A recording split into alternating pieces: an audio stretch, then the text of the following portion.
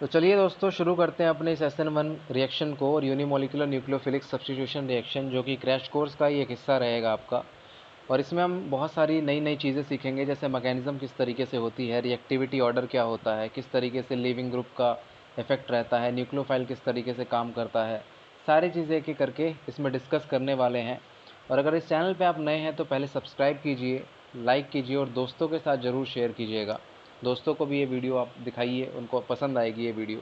ठीक है। और अब जो आ रहे हैं आपके भाई बहन जो अब 11th 12th में हो चुके हैं, जो 11th में हुआ है, कुछ 12th में हुआ है, कुछ जेई की प्रिपरेशन कर रहे हैं, उनको भी ये वीडियोस दिखाइए तो काफ़ी मदद मिलेगी। इसमें काफ़ी बारीकी से चीज़ें बताई जाती हैं। और अगर आपकी कोई डिमांड है, कोई पर्टिकुलर टॉपिक पढ़ना चाहते हैं, तो आप कमेंट बॉक्स में टाइप करके लिख सकते हैं कि मुझे इस टॉपिक पर वीडियो चाहिए सर, आप बना दीजिए। किसी जैसे कि इनऑर्गेनिक पे चाहिए, ऑर्गेनिक पे चाहिए, या फिर फिज़िकल में किसी में भी आपकी चाहिए, तो ऑन डिमांड टॉपिक आपका मतलब मैं आपके सामने लेकर आऊँगा, जो भी आप लिखेंगे कमेंट बॉक्स में। तो चलिए शुरू करते हैं अपने इस वीडियो को। तो इसमें जो पढ़ने वाले हैं unimolecular nucleophilic substitution reaction, SN1 reaction जो पढ़ेंगे, होती क्या है ये। सबसे पहले देखो SN1 रिएक्शन क्या होती है, पहले इसकी मैकेनिज़्म देखते हैं। मैकेनिज़्म में ही, हालांकि क्रैश कोर्स है तो एक एक चीज़ बताने की बजाय मैं दो चीज़ों को मैं एक में ही दोनों चीज़ों को मैं आपको बता देता हूँ, किस तरीके से इसमें रिएक्शन होती है और किस तरीके से इसकी मैकेनिज़्म होती है। तो देखिए, जैसे मैंने कोई भी आपका एल्काइल हैलाइड लिया, ये मैंने एल्काइल हैलाइड लिया है, एक्स यहाँ पर कोई भी हैलोजन हो सकता है। इसमें मैंने क्या किया है, कोई भी सॉल्वेंट यूज़ किया है। इस सॉल्वेंट यूज़ करने के बाद क्या होगा, आपका जो हैलाइड होगा वो इस तरीके से निकल जाएगा। ये आप जानते हैं क्योंकि आप भली भांति इसको पढ़ चुके होंगे इस रिएक्शंस को, क्योंकि आपका क्रैश कोर्स चल रहा है। क्रैश कोर्स उन्हीं के लिए है जो पहले से पढ़ चुके हैं, और जो नए हैं वो भी कुछ ना कुछ सीख कर जाएंगे, इतनी मेरी गारंटी है। ठीक है। तो एक्स नेगेटिव की फॉर्म में निकल जाएगा यहाँ पर। और सॉल्वेंट किस तरीके का लेंगे वो भी हम बात करेंगे, लेकिन मैकेनिज़्म के बाद जब हम इसकी रेट के बारे में, रिएक्टिविटी रेट के बारे में बात करेंगे, या फैक्टर्स अफेक्टिंग SN1 के बारे में बात करेंगे, तब सॉल्वेंट की बात करेंगे। तो इस तरीके से फर्स्ट स्टेप होता है, जो कि आपका स्लो स्टेप भी होता है। स्लो स्टेप या फिर RDS स्टेप भी कह सकते हो उसको। RDS रेट डिटरमाइनिंग स्टेप, मतलब यहीं से आपकी रेट डिटरमाइन होगी। खैर बताएंगे किस तरीके से। तो यहाँ पर ये बनने के बाद आपका न्यूक्लियोफाइल आता है। न्यूक्लियोफाइल, कोई भी आपका न्यूक्लियोफाइल आएगा और वो न्यूक्लियोफाइल इस कार्बोकैटायन पर अटैक कर देगा, क्योंकि नेगेटिव और पॉजिटिव आपस में बॉन्ड बनाते हैं। न्यूक्लियोफाइल नेगेटिव का, इलेक्ट्रोफाइल आपका कार्बोकैटायन, और ये कुछ इस तरीके से आपका बन जाएगा न्यूक्लियोफाइल। तो इसमें आपको पता है कि D+L मिक्सचर दोनों ही बनते हैं, D+L मिक्सचर दोनों ही बनते हैं, क्योंकि इसमें जो कार्बोकैटायन होता है, आपको पता है कि sp2 हाइब्रिडाइज्ड कार्बोकैटायन होता है जो होता है। तो यहाँ से कहीं से भी अटैक हो सकता है, ऊपर से भी अटैक हो सकता है और नीचे से भी अटैक हो सकता है, जिसकी वजह से यहाँ पर दो प्रोडक्ट पॉसिबल होते हैं, पहली चीज़। दूसरी बात अगर मैं बात करूँ तो ये इसकी मैकेनिज़्म होती है, ये फास्ट स्टेप होती है। अगर मैं इसकी कैरेक्टरिस्टिक्स की बात करूँ तो सबसे पहले टू स्टेप की रिएक्शन होती है। बिल्कुल सही बात है, पहला RDS और दूसरा फास्ट स्टेप है। और इसमें कार्बोकैटायन जो होता है इंटरमीडिएट होता है। आप देख सकते हैं जो कार्बोकैटायन बना है वो इंटरमीडिएट बना है। ठीक है। और इसमें रीअरेंजमेंट भी पॉसिबल हो सकती है। रीअरेंजमेंट मतलब एक से दूसरी फॉर्म में जा रहा है, अगर रीअरेंजमेंट के बाद कार्बोकैटायन स्टेबल बन रहा है तो वहाँ रीअरेंजमेंट पॉसिबल है। ठीक है, रीअरेंजमेंट इज़ पॉसिबल, क्योंकि आपको पता है कार्बोकैटायन में रीअरेंजमेंट पॉसिबल होती है। थर्ड जो है आपका, ये फर्स्ट ऑर्डर काइनेटिक्स होगा या फर्स्ट ऑर्डर रिएक्शन होगा। रिएक्शन का ऑर्डर किस तरीके से निकाला जाता है, मतलब कि इसमें कितनी स्पीशीज़ इन्वॉल्व हो रही हैं RDS स्टेप में। यहाँ पर आपकी सिर्फ रिएक्टेंट जो है आपका इन्वॉल्व हो रहा है RDS स्टेप में, इसीलिए जो रेट किससे निकालते हैं, RDS स्टेप से निकालते हैं। और इसमें सिर्फ एल्काइल हैलाइड ही आपका इन्वॉल्व हो रहा है, इसीलिए इसको क्या बोलेंगे, फर्स्ट ऑर्डर रिएक्शन बोलेंगे। जिस तरीके से SN2 में पढ़ेंगे उसमें क्या करेंगे, सेकेंड ऑर्डर होगी, क्योंकि उसमें रिएक्टेंट के साथ साथ आपका जो न्यूक्लियोफाइल है वो भी आपका इंक्लूड होता है। लेकिन यहाँ पर सिर्फ रिएक्टेंट या फिर सबस्ट्रेट जो है इंक्लूड हो रहा है, तो इसलिए फर्स्ट ऑर्डर रिएक्शन होगी आपकी। उसके बाद अगर मैं बात करूँ बच्चों, तो factors affecting rate of SN1, कौन कौन से ऐसे फैक्टर हैं जो रेट ऑफ SN1 रिएक्शन को अफेक्ट करते हैं? तो बहुत ही सिंपल है बच्चों, ध्यान से सुनते रहिएगा। जो पहला है, आपको पता है कि जो रिएक्टिविटी ऑफ SN1 है, वो स्टेबिलिटी ऑफ कार्बोकैटायन के डायरेक्टली प्रोपोर्शनल है। स्टेबिलिटी ऑफ कार्बोकैटायन, ठीक है, इतनी सी चीज़। अब जो SN1 की रिएक्टिविटी है, जो कार्बोकैटायन, देखो रिएक्टिविटी ऑफ SN1 है स्टेबिलिटी ऑफ कार्बोकैटायन, और स्टेबिलिटी ऑफ कार्बोकैटायन आप अच्छे से भली भांति जानते हैं कि जो स्टेबिलिटी ऑफ कार्बोकैटायन है वो किस में होती है, 3 degree more stable then 2 degree more stable then 1 degree. इसका रीज़न आप भी अच्छे से जानते होंगे, क्योंकि यहाँ पर जो तीन आर ग्रुप हैं, तीनों का क्या रहने वाला है, प्लस आई इफेक्ट रहने वाला है, या फिर प्लस एच इफेक्ट रहने वाला है। हाइपर कॉन्जुगेशन से कार्बोकैटायन जो होगा स्टेबलाइज होगा। जितने ज़्यादा आपके कार्बन होंगे उतने ही ज़्यादा आपके कार्बोकैटायन जो है स्टेबलाइज होगा, ठीक है, इस तरीके से रहेगा आपका। तो अगर मैं बात करूं कंसंट्रेशन ऑफ न्यूक्लियस की, कंसंट्रेशन ऑफ न्यूक्लियोफाइल की, सेकंड पॉइंट की अगर बात करूं कंसंट्रेशन ऑफ न्यूक्लियोफाइल की, तो आप देख सकते हैं यहाँ पे जो न्यूक्लियोफाइल है वो RDS में इन्वॉल्व ना होकर फास्ट स्टेप में इन्वॉल्व हो रहा था।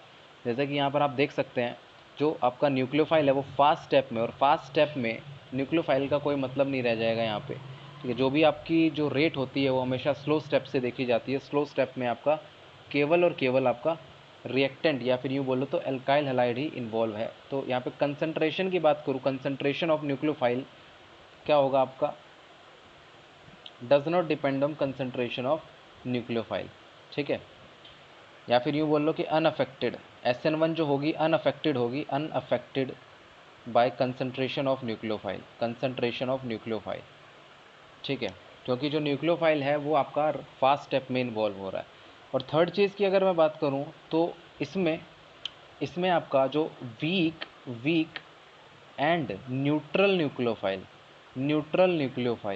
फेवर्स SN1 मतलब कि जो वीक और न्यूट्रल न्यूक्लियोफाइल होगा वो आपके SN1 की रेट को ज़्यादा मतलब सेटिस्फाई करेगा, क्योंकि जो वीक और न्यूट्रल होगा वो कार्बोकैटायन को बनने में मतलब मदद करेगा। जैसे कि मान लो OCH3 की बात करूँ तो इसको पता है कि नेगेटिव चार्ज है, तो ये स्ट्रॉन्ग न्यूक्लियोफाइल की तरह काम करेगा, तो ये कार्बोकैटायन को जनरेट ही नहीं होने देगा, कार्बोकैटायन बनने से पहले ये रिएक्शन कर लेगा। इसीलिए अगर मैं लेता हूँ CH3OH तो इसको हम क्या बोलेंगे, वीक न्यूक्लियोफाइल बोलेंगे, जिसकी वजह से वीक न्यूक्लियोफाइल होने की वजह से क्या है कि अपना कार्बोकैटायन जनरेट होने का मौका मिल जाएगा उसको, कार्बोकैटायन जनरेट हो जाएगा वहाँ से, ठीक है। अब देखिए बच्चों, इफेक्ट ऑफ सॉल्वेंट जो सबसे ज़्यादा इम्पॉर्टेंट है effect of solvent. Effect of solvent में किस तरीके से देखा जाता है, जैसे कि इसमें जो हम लेते हैं, इसमें कौन सा लेते हैं, पोलर प्रोटिक सॉल्वेंट लिया जाता है, पोलर प्रोटिक सॉल्वेंट। तो पोलर प्रोटिक सॉल्वेंट क्या होता है, प्रोटिक सॉल्वेंट, पोलर का मतलब कि आपका जिसमें पोल्स क्रिएट हो रहे हैं, प्लस और माइनस आपके पोल क्रिएट होते हैं, साथ में प्रोटिक का मतलब होता है जो H+ को रिलीज़ करते हैं उसको प्रोटिक कहते हैं, प्रोटिक सॉल्वेंट कहते हैं। H+ जो रिलीज़ करता है उसको प्रोटिक सॉल्वेंट कहते हैं। तो इस तरीके से इफेक्ट ऑफ सॉल्वेंट में पोलर प्रोटिक सॉल्वेंट का यूज़ किया जाता है। जैसे कि मैं आपको बता दूं, जैसे H2O जो है आपका पोलर प्रोटिक है, क्योंकि आपको पता है जो ऑक्सीजन और हाइड्रोजन में इलेक्ट्रोनेगेटिविटी की वजह से यहाँ पर क्या आ जाता है, यहाँ पे पोल्स क्रिएट हो जाते हैं, ये आपका पार्शियल नेगेटिव चार्ज और ये पार्शियल पॉजिटिव चार्ज। यहाँ पे पोलर तो हो गया, क्या ये प्रोटिक है, प्रोटिक होने के लिए हमें क्या चेक करना होता है, हाइड्रोजन चेक करना होता है कि एसिडिक हाइड्रोजन है कि नहीं, तो बिल्कुल है, ये आपका H है। H+ निकलने के बाद जो नेगेटिव चार्ज आएगा वो O पर आएगा, और O- इलेक्ट्रोनेगेटिव एटम पे नेगेटिव चार्ज स्टेबलाइज करता है, तो इसीलिए इसको एसिडिक हाइड्रोजन हम कह सकते हैं। तो ये क्या होगा, आपका पोलर प्रोटिक सॉल्वेंट होगा, ठीक है, सॉल्वेंट। उसी तरीके से बच्चों NH3 भी लिया जा सकता है, NH3 जो कि आपका पोलर प्रोटिक सॉल्वेंट होगा, क्योंकि ये भी नाइट्रोजन पे नेगेटिव चार्ज आएगा H+ निकलने के बाद, और H+ भी है तो मतलब ये प्रोटिक भी है और निकल भी जाएगा ईजिली। तो ये क्या होगा, आपका पोलर प्रोटिक सॉल्वेंट होगा। उसी तरीके से आपका ROH भी, आपका अल्कोहल भी क्या होगा, पोलर प्रोटिक होगा। तो इनकी प्रेजेंस में SN1 बहुत अच्छे तरीके से होती है। और पोलर प्रोटिक लेने का कारण क्या होता है बच्चों, देखो यहाँ पर जैसे ही हमने सॉल्वेंट लिया, हमने जैसे ही सॉल्वेंट लिया तो ध्यान से सुनना इसको, जैसे R पॉजिटिव हमने बनाया इस तरीके से, जैसे R पॉजिटिव यूँ बना, या फिर मैं आपको शुरू से बताता हूँ अगर आपको कन्फ्यूज़न हो रही है तो। जैसे कि RX था आपका, ठीक है, ये 3 डिग्री रहा होगा अपना कार्बन के ऊपर, 3 डिग्री मान लेते हैं हम इस तरीके से, ठीक है, एक चीज़ समझते चलिएगा। तो इसमें क्या होगा, जैसे ही आपका X नेगेटिव निकला होगा और यहाँ पर कार्बोकेटाइन जनरेट हुआ होगा, तो X नेगेटिव जो होगा बच्चों, ये दोबारा से तो अटैक कर सकता है ना, ये दोबारा से अटैक कर सकता है। तो इस अटैक से बचने के लिए हम पोलर प्रोटिक सॉल्वेंट लेते हैं। उससे फ़ायदा ये होता है कि जो अपना कार्बोकेटाइन बना है वो सॉल्वेंट के थ्रू चारों तरफ से क्या हो जाएगा, इस X नेगेटिव से बचा कर रखेगा उसको, इस तरीके से, इस तरीके से, इस तरीके से। तो स्टेबलाइज करेगा, जो कार्बोकेटाइन होगा वो ऑक्सीजन जो आपने पोलर प्रोटिक सॉल्वेंट लिया है उससे स्टेबलाइज रहेगा, ठीक है। अगर आप पोलर प्रोटिक सॉल्वेंट ना लेते तो X नेगेटिव क्या कर जाता, वो आपका अटैक कर सकता था वापस से और दोबारा से रिएक्टेंट में कन्वर्ट हो सकता था। लेकिन हमें दोबारा से रिएक्टेंट नहीं बनाना है, हमें प्रोडक्ट पे पहुंचना है, तो इसीलिए हम सॉल्वेंट, पोलर प्रोटिक सॉल्वेंट का यूज़ करते हैं। ये चीज़ आपको समझ में बिल्कुल आ गई होगी, बहुत ही आसान चीज़ है। इस X नेगेटिव से बचने के लिए हमने पोलर प्रोटिक सॉल्वेंट का इस्तेमाल किया आपका, ठीक है। और आप देख सकते हैं जो X नेगेटिव है इसको भी किससे आपको करना पड़ेगा, इससे करना पड़ेगा, जो हमने सॉल्वेंट लिया हुआ है। तो X नेगेटिव जो है किससे स्टेबलाइज होगा, H से। तो ऑक्सीजन जो है वाटर का वो कार्बोकेटाइन से स्टेबलाइज होगा और जो X नेगेटिव है वो हाइड्रोजन से स्टेबलाइज होगा, क्योंकि H पे क्या रहेगा, पार्शियल पॉजिटिव चार्ज रहेगा और नेगेटिव और पॉजिटिव में ही आपकी अट्रैक्शन होती है। तो चारों तरफ से आपको ये क्या कर लेगा, घेर लेगा, जिसकी वजह से ये दोबारा से अटैक नहीं कर पाएगा इस पर, ठीक है, ये अटैक पॉसिबल नहीं हो पाएगा। तो इसलिए हम इसको जनरली यूज़ करते हैं ताकि ये X नेगेटिव जो है दोबारा से अटैक ना कर पाए। तो अब बात करते हैं बच्चों लिविंग ग्रुप की, जो कि और ज़्यादा इंपॉर्टेंट है। लिविंग ग्रुप में क्या होता है, nature of living group, heading डालेंगे nature of living group. Nature of living group में किस तरीके से रेट को अफेक्ट किया जाता है, नेचर ऑफ लिविंग ग्रुप में किस तरीके से रेट को अफेक्ट किया जाता है। तो सिंपल सी चीज़ होती है बहुत, जो ज़्यादा देखो X नेगेटिव की फॉर्म में निकल रहा था, ये जितना ज़्यादा अच्छा लिविंग ग्रुप होगा उतनी ही जल्दी कार्बोकेटाइन की फॉर्मेशन होगी। अगर मैं बात करूँ हेलोजेंस की, तो F नेगेटिव ज़्यादा होगा क्लोरीन नेगेटिव से, क्लोरीन नेगेटिव ज़्यादा होगा F नेगेटिव से, और ब्रोमीन जो होगा इन सबसे आगे, और I जो होगा नेगेटिव, इसकी रिएक्टिविटी रेट जो होगी सबसे ज़्यादा होगी, क्योंकि I जो होता है गुड लिविंग ग्रुप होता है, गुड लिविंग ग्रुप होता है। और I अगर इस पे लगा होगा, X की जगह I होगा, तो ये रिएक्शन बहुत ही ज़्यादा फास्ट होने वाली है। इस तरीके से आपका लिविंग ग्रुप का ऑर्डर रहता है। तो इतनी चीज़ भी आप समझ गए होंगे, इसमें कोई दिक्कत की बात नहीं होने वाली है आपके लिए। तो अब देखिए, अब एक और चीज़ समझाते हैं आपको। अब रेसिमाइजेशन क्या होता है, देखो रेसिमाइजेशन का मतलब है कि आपका दो तरीके का प्रोडक्ट बनता है इसमें, दो तरीके, जैसे D+L मैंने बताया था बिल्कुल स्टार्टिंग में। तो रेसिमाइजेशन का देखो इस तरीके से बनता है, जैसे कि R3 है, R2 है और R1 है आपका। जैसे सॉल्वोलिसिस हमने करा, इसका सॉल्वोलिसिस करा मतलब सॉल्वेंट डाला, तो इसमें क्या बनता है, R2, R3 और R1। और यहाँ पर आपका कहीं ना कहीं क्या बन रहा होगा, कार्बोकेटाइन रहा होगा, ठीक है। तो कार्बोकेटाइन का मतलब है इलेक्ट्रॉन डेफिशिएंट स्पीशीज़ है, इलेक्ट्रॉन्स की कमी है। तो और sp2 हाइब्रिडाइज्ड भी है, मतलब सारे जो एटम होंगे प्लेन में होने वाले हैं। तो आइदर ऊपर से अटैक हो सकता है, टॉप अटैक हो सकता है, टॉप अटैक हो सकता है, या फिर बॉटम अटैक हो सकता है, मतलब नीचे से भी अटैक हो सकता है, ठीक है। इसको क्या कहते हैं, अगर टॉप से ही अटैक हुआ, मान लो देखो Br यहाँ पर क्या था, टॉप पे ही था, अगर टॉप से ही Br निकल के टॉप पर ही आपका न्यूक्लियोफाइल जो है रह सकता है, अगर लग गया उसमें R3 कार्बन, R2 और ये R1, अगर न्यूक्लियोफाइल ऊपर ही लग गया, तो जहाँ Br लगा हुआ था, जहाँ Br लगा हुआ था वहीं पर क्या है, आपका न्यूक्लियोफाइल लगा हुआ है। मतलब कि ये जैसा पहले रिएक्टेंट में था वैसा ही आपको प्रोडक्ट में दिख रहा है, और इसीलिए इसको कहते हैं retention of configuration. Retention of configuration मतलब कि आपकी रिटेंशन का मतलब जैसे पहला था वैसा ही अभी भी है, ठीक है। अगर मान लो बॉटम अटैक होता है बच्चों, बॉटम अटैक होता है, तो Br जो था अब ऊपर की साइड था, लेकिन अब नीचे से आके न्यूक्लियोफाइल जुड़ेगा, तो ये कुछ इस तरीके से आपका जुड़ेगा, इस तरीके से आपका रहेगा R1 और ये R2। तो इसको कहते हैं बच्चों इन्वर्जन। इन्वर्जन का मतलब उल्टा हो जाना, जो पहले रिएक्टेंट में था उसका उल्टा हो गया, ऑफ कन्फिगरेशन।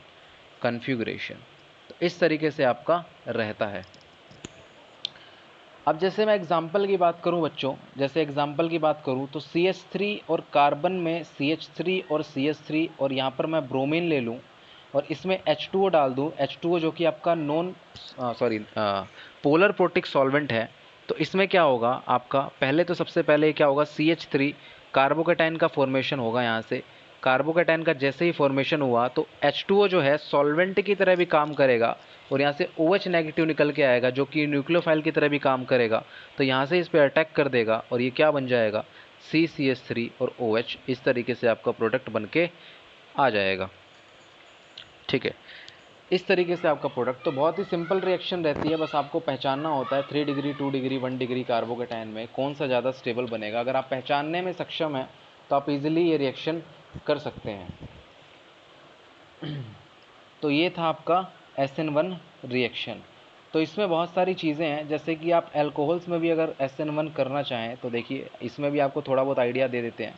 जैसे मान लो ROH है, ROH का अगर मैं H+ दूँ, इसको H+ दूँ और ROH2 बनेगा, क्योंकि एसिड बेस रिएक्शन होगी। क्यों? क्योंकि यहाँ पर बेस पहले से ही ऑक्सीजन के पास लोन पेयर है तो can act as a base, और H+ तो खुद ही एक एसिड है तो एसिड बेस रिएक्शन हो गई यहाँ पर। और H2O पॉजिटिव बनने के बाद ये जो होता है गुड लीविंग ग्रुप होता है, जिसकी वजह से यहाँ पर R पॉजिटिव बनता है, जो कि आपका रेट डिटरमाइनिंग स्टेप बन गया है। यहाँ से क्या है, SN1 शुरू हो गई है, यहाँ से क्या है, SN1 शुरू हो गई है। जैसे ही R पॉजिटिव बना यहाँ पे और X नेगेटिव बना, तो यहाँ पर जो X नेगेटिव, देखो X नेगेटिव जो रहेगा, जो आपका न्यूक्लियोफाइल की तरह काम करेगा, वो यहाँ पर आकर जुड़ जाएगा और RX बना लेगा ये। ठीक है, तो इस तरीके से आपका रहता है। अगर मैं X में बात करूँ तो X अगर आयोडीन है तो सबसे तेज रिएक्शन होगी, ब्रोमीन है और आयोडीन Cl है तो ये सबसे ज़्यादा तेज रिएक्शन होगी।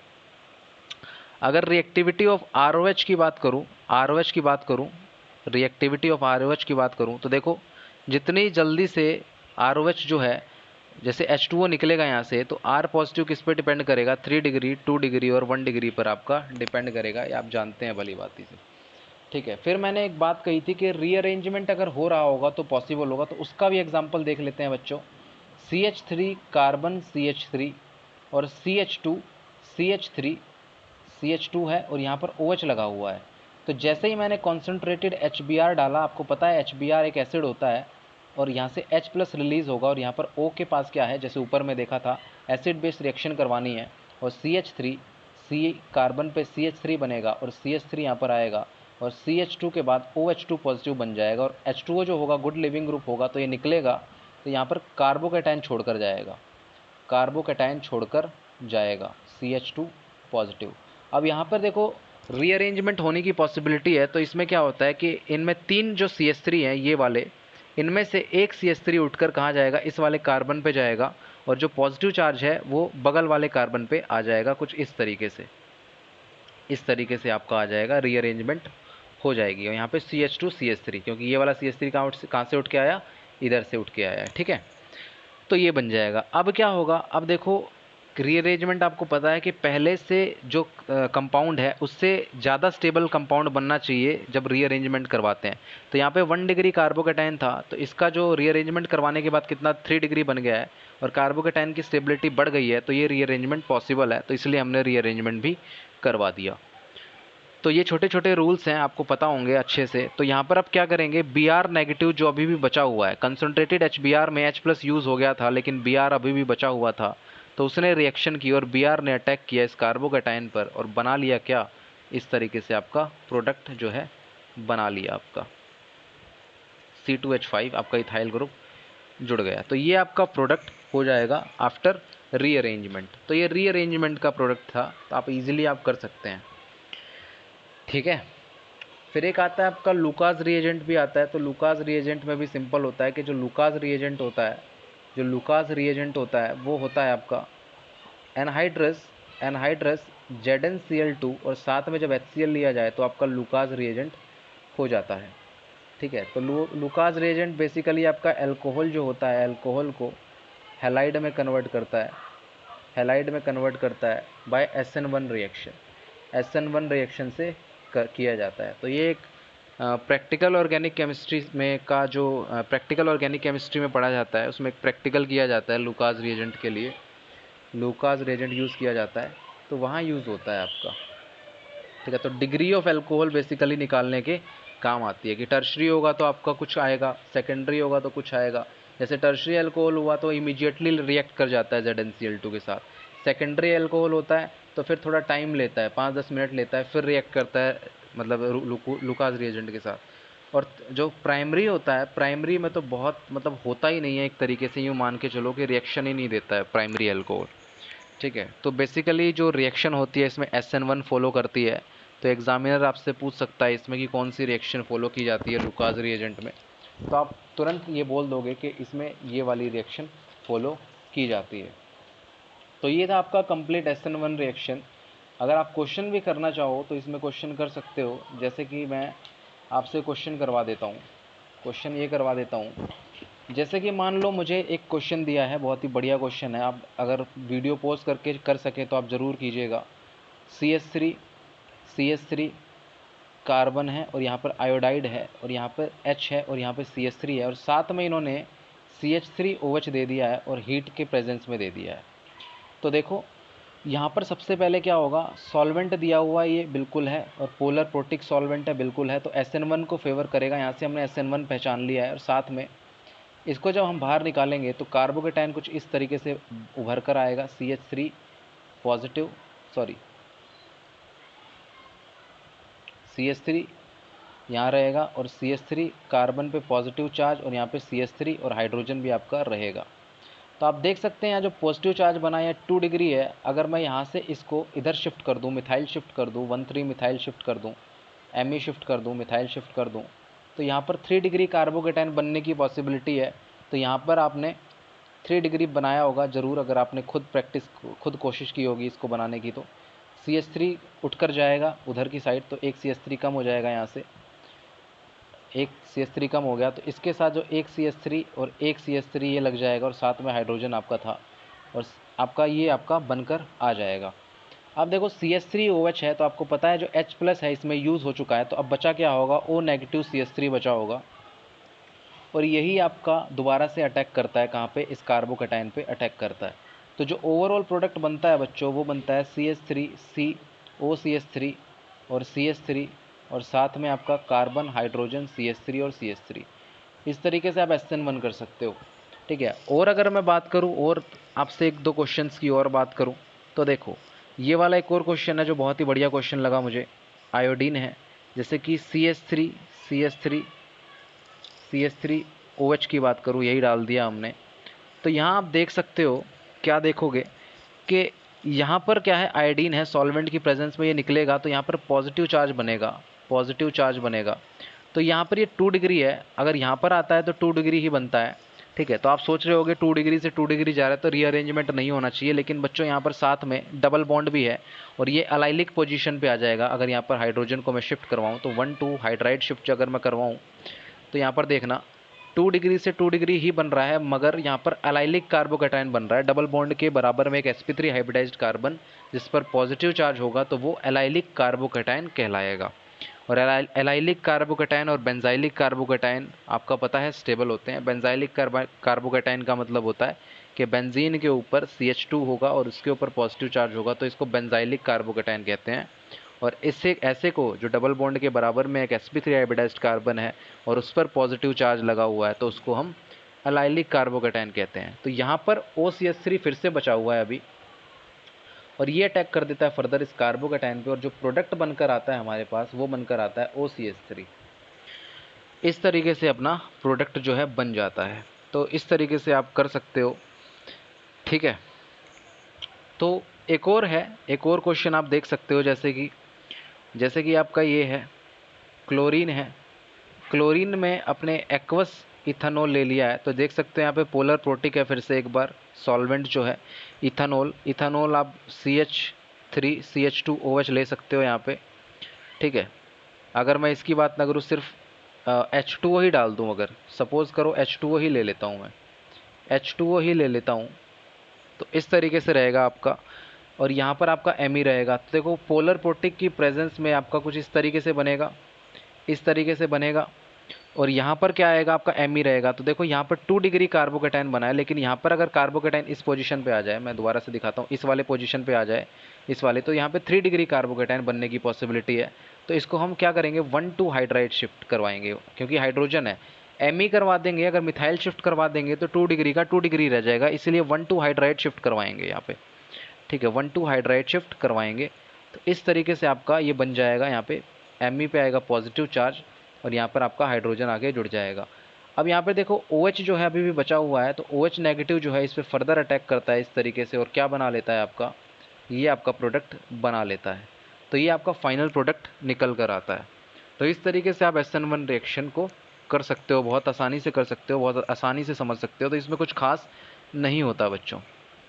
ठीक है, तो ऐसे बहुत से एग्जाम्पल हैं जो आप खुद कोशिश करेंगे तो आप बना सकते हैं, आराम से इजीली क्वेश्चन कर सकते हो। अगर कोई प्रॉब्लम है, कोई दिक्कत है, तो आप पूछ सकते हो कमेंट बॉक्स में जाके। और मैंने आपसे बोला हुआ है कि अगर आपको कोई भी लेक्चर पढ़ना हो या कोई भी किसी टॉपिक पर आपको वीडियो चाहिए, तो आप वीडियो ऑन डिमांड अपनी कमेंट बॉक्स में डाल के बता सकते हैं। ठीक है, तो अभी तक के लिए इतना ही। नेक्स्ट में जो पढ़ेंगे SN2 को देखेंगे किस तरीके से SN2 होता है, और उसके भी क्वेश्चंस देखेंगे, और प्रीवियस ईयर्स क्वेश्चन भी हम जल्द ही करेंगे, चिंता मत करो। ठीक है, तो आप पढ़ते रहिए, अपना ख्याल रखिए, खाते रहिए, पीते रहिए, पढ़ाई मत छोड़िएगा। कुछ ही दिन बचे हुए हैं आपके एग्ज़ाम के, पकड़ के रखिएगा। आखिरी मेहनत आपको रंग जरूर लाएगी। आखिरी टाइम चल रहा है आपका। जो इस टाइम हार मान गया उसका नहीं होगा, जो इस टाइम जो लड़ेगा उसी का सिलेक्शन होगा IIT में। ठीक है, तो पढ़ते रहिए। तब तक के लिए धन्यवाद।